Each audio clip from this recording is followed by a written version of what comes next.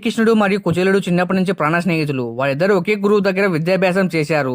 విద్యాభ్యాసం పూర్తయిన కొన్ని సంవత్సరాల తర్వాత శ్రీకృష్ణుడు ద్వారకకు రాజు అవుతాడు. కుచేలుడు పేదరికంలో ఉండి తన కుటుంబాన్ని పోషించలేక కటిక దరిద్రాన్ని అనుభవిస్తూ ఉంటాడు. అప్పుడు కుచేలుడు భార్య శ్రీకృష్ణుని సహాయం కోరమని చెబుతుంది. కుచేలుడు తన స్నేహితుడైన శ్రీకృష్ణుని సహాయం అడగడానికి సంకోచిస్తాడు గాని శ్రీకృష్ణుని దగ్గరకు వెళ్ళక తప్పలేదు. కుచేలుడు శ్రీకృష్ణునికి బహుమానంగా అటుకులు మూట కట్టుకొని ద్వారకకు బయలుదేరాడు. కుచేలుడు ద్వారకకు చేరిన విషయం కాపలాదారు ద్వారా శ్రీకృష్ణుడు తెలుసుకొని పరిగెత్తుకుంటూ వచ్చి కుచేలుని గట్టిగా కౌలిగించుకున్నాడు. కుచేలుని రాజభవనంలోకి తీసుకుని వెళ్లి శ్రీకృష్ణుని సింహాసనం మీద కూర్చోబెట్టి కుచేలుడి పాదాలను కడిగాడు. శ్రీకృష్ణుడు కుచేలుడితో సంతోషంగా మాట్లాడుతూ నా కోసం ఏదైనా కానుక తెచ్చే ఉంటావు కదా, చూపించు అని కుచేలుని అడిగాడు. కుచేలుడు తెచ్చిన అటుకులు శ్రీకృష్ణుడు ఒక పిడికిలి అటుకులు తినగానే 10 తరాలు తినడానికి కావాల్సినంత ఐశ్వర్యం, భక్తి, జ్ఞానం కుచేలునికి ప్రసాదింపబడ్డాయి.